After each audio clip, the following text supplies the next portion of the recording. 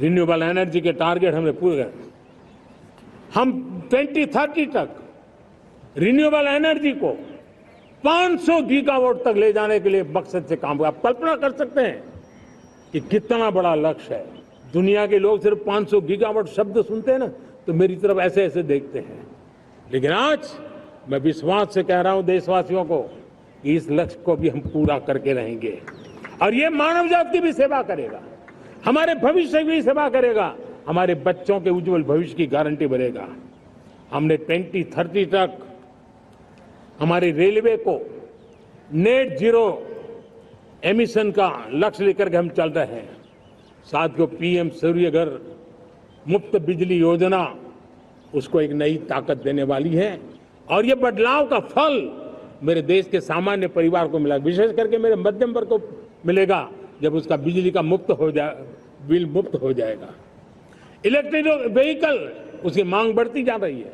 जब पीएम सूर्यघर योजना से वो बिजली उत्पादन करता है सूर्य से तो उसका व्हीकल का प्रवास का खर्चा भी वो कम कर सकता है। साथियों, हम ग्रीन हाइड्रोजन मिशन लेकर के एक ग्लोबल हब बनना चाहते हैं। बहुत तेजी से नीतियां बनाई गई हैं, बहुत तेजी से उसका इम्प्लीमेंटेशन का काम हो रहा है और भारत ग्रीन हाइड्रोजन एक न्यू एनर्जी की दिशा में हम जाना चाहते हैं। और ये सारे जो प्रयास चल रहे हैं, क्लाइमेट की चिंता तो है ही है, ग्लोबल वार्मिंग की चिंता है, लेकिन इसके अंदर ग्रीन जॉब्स की बहुत बड़ी संभावना है और इसलिए आने वाले कालखंड में ग्रीन जॉब्स का महत्व बढ़ता है तो उसको सबसे पहले कैप्चर करने के लिए मेरे देश के नौजवानों को अवसर देने के लिए और ग्रीन जॉब्स के लिए एक बहुत बड़ा क्षेत्र को बढ़ावा दे रहे हैं। मेरे प्यारे देशवासियों, आज हमारे साथ इस तिरंगे झंडे के नीचे वो नौजवान बैठे हैं जिन्होंने ओलंपिक की दुनिया में भारत का परचम लहराया है। मैं मेरे देश के सभी एथलीट्स को, मेरे देश के सभी खिलाड़ियों को 140 करोड़ देशवासियों की तरफ से बधाई देता हूं और हम नए सपने, नए संकल्प, अत्यंतिक पुरुषार्थ के साथ नए लक्ष्यों को हासिल करने के लिए आगे बढ़ेंगे, ऐसा मैं विश्वास के साथ उनको शुभकामनाएं भी देता हूं। आने वाले कुछ दिनों में भारत के एक बहुत बड़ा दस्ता पैरालंपिक के लिए पेरिस जाने के लिए रवाना होगा। मैं मेरे सभी पैरालंपिक खिलाड़ियों को भी हृदय से बहुत बहुत शुभकामनाएं देता हूं। साथियों, भारत ने G20 को ऑर्गेनाइज किया, हिंदुस्तान के अनेक शहरों में ऑर्गेनाइज किया, 200 से ज्यादा इवेंट किए। पूरे विश्व में G20 का इतना बड़ा व्याप, इतना बड़ा कार्यक्रम कभी नहीं हुआ, इस बार हुआ। इसने एक बात सिद्ध कर दी है कि भारत में बड़े से बड़े काम, कार्यक्रम ऑर्गेनाइज करने की ताकत है। भारत को किसी को भी हॉस्पिटैलिटी का सामर्थ्य भारत में सबसे ज्यादा है।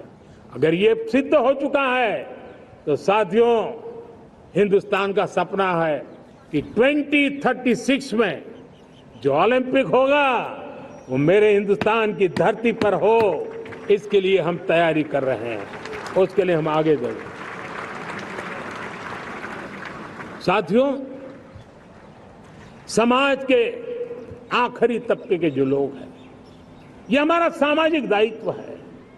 अगर कोई पीछे रह जाते हैं तो हमारी आगे बढ़ने की गति कम कर देता है और इसलिए हम आगे बढ़ना चाहते हैं तो भी सफलता तब मिलती है पीछे वाले को भी साथ साथ आगे ले आए।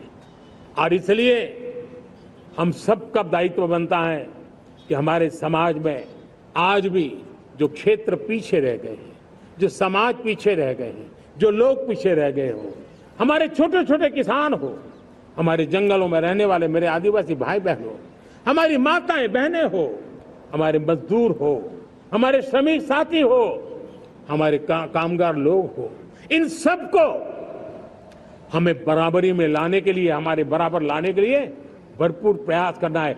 लेकिन अब गति पकड़ गई है, अब लंबे दिन तक हमें वो करना नहीं पड़ेगा, बहुत जल्द वो हमारे पास पहुंच जाएंगे, हमारी बराबरी में आ जाएंगे, हमारी ताकत बहुत बढ़ जाएगी और बड़ी संवेदना के साथ हमें इस काम को करना है। और इसके लिए एक बहुत बड़ा अवसर आ रहा है। मैं मानता हूं संवेदनशीलता की दृष्टि से इससे बड़ा अवसर क्या हो सकता है। हमें पता है 1857 के स्वतंत्र संग्राम के पहले भी अंग्रेजों के नाक को दम करने वाला हमारा देश का एक आदिवासी युवक था। 20-22 साल की उम्र में उसने अंग्रेजों के नाक को दम ला दिया था, जिसको आज भगवान बिरसा मुंडा के रूप में लोग पूजा करते हैं। भगवान बिरसा मुंडा की 150वीं जयंती आ रही है। ये हम सबके लिए प्रेरणा का कारण बने। समाज के प्रति छोटा सा छोटा व्यक्ति भी देश के लिए कैसी जज्बात रखता है, उससे बड़ी प्रेरणा भगवान बिरसा मुंडा से अधिक कौन हो सकता है। आइए हम भगवान बिरसा मुंडा की 150वीं जयंती जब मनाएं, संवेदनशीलता का हमारा व्याप बढ़े, समाज के प्रति हमारा ममभाव बने।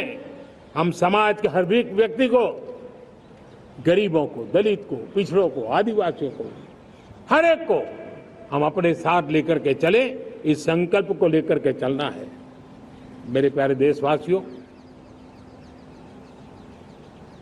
हम संकल्प के साथ तो बढ़ तो रहे हैं, बहुत आगे बढ़ रहे हैं, लेकिन ये भी सच है कि कुछ लोग होते हैं जो प्रगति देख नहीं सकते। कुछ लोग होते हैं जो भारत का भला सोच नहीं सकते हैं। जब तक खुद का भला न हो तब तक उनको किसी का भला अच्छा नहीं लगता है। ऐसी विकृत मानसिकता से भरे हुए लोगों की कमी नहीं होती है। देश को ऐसे लोगों से बचना होगा। वे निराशा की गर्त में डूबे हुए लोग हैं। ऐसे मुट्ठीबंद निराशा की गर्त में डूबे हुए लोग, जब उनके गोद में विकृति पलती है तब वो विनाश का कारण बन जाती है, सर्वनाश का कारण बन जाती है, एनार्की का मार्ग ले लेती है, और तब देश को इतनी बड़ी हानि हो जाती है जिसकी भरपाई करने में हमें नए सिरे से मेहनत करनी पड़ती है। इसलिए ऐसे जो छुटपुट निराशावादी तत्व होते हैं, वो सिर्फ निराशा इतना नहीं है, उनकी गोद में विकृति पल रही है। ये विकृति विनाश के, सर्वनाश के सपने देख रही है, ताने बाने जोड़ने की प्रयासों में लगी हुई है। देश को इसे समझना होगा। लेकिन मैं देशवासियों को कहना चाहता हूं कि हम हमारी नेक नीयत से, हमारी ईमानदारी से, राष्ट्र के प्रति हमारे समर्पण से हम सारी परिस्थितियों के बावजूद भी विपरीत मार्ग पर जाने वालों के लिए भी, उनके भी दिल जीत करके हम देश को आगे बढ़ने के हमारे संकल्प में कभी भी पीछे नहीं हटेंगे। ये मैं विश्वास दिलाना चाहता हूं। साथियों,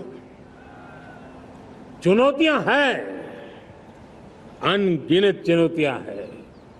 चुनौतियां भीतर भी है, चुनौतियां बाहर भी है। और जैसे जैसे हम ताकतवर बनेंगे, जैसे जैसे हमारा तवज्जो बढ़ेगा, तो चुनौतियां भी बढ़ने वाली है। बाहर की चुनौतियां और बढ़ने वाली है, और मुझे उसका भली भांति अंदाज है। लेकिन मैं ऐसी शक्तियों को कहना चाहता हूं, भारत का विकास किसी के लिए संकट लेकर के नहीं आता। हम विश्व में समृद्ध थे तब भी हमने कभी दुनिया को युद्ध में नहीं झोंका है। हम बुद्ध का देश है, युद्ध हमारी राह नहीं है। और इसलिए विश्व चिंतित न हो भारत के आगे बढ़ने से।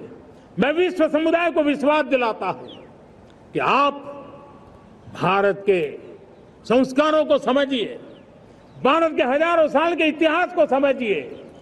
आप हमें संकट मत मानिए, आप उन तरकीबों से न जुड़िए जिसके कारण पूरी मानव जात का कल्याण करने का सामर्थ्य जिस भूमि में है, उस भूमि को ज्यादा मेहनत करनी पड़े। लेकिन फिर भी मैं देशवासियों को कहना चाहता हूं, चुनौतियां कितनी ही क्यों ना हो, चुनौती को चुनौती देना ये हिंदुस्तान की फितरत में है।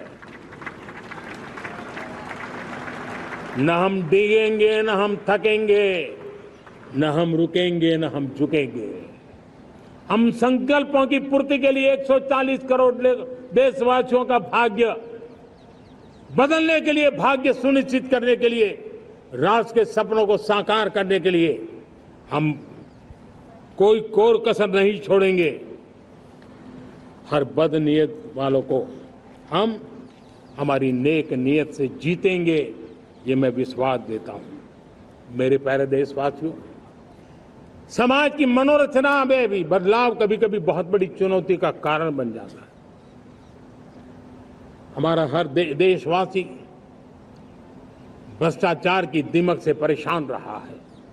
हर स्तर के भ्रष्टाचार ने सामान्य मानवीय का व्यवस्थाओं के प्रति विश्वास तोड़ दिया है।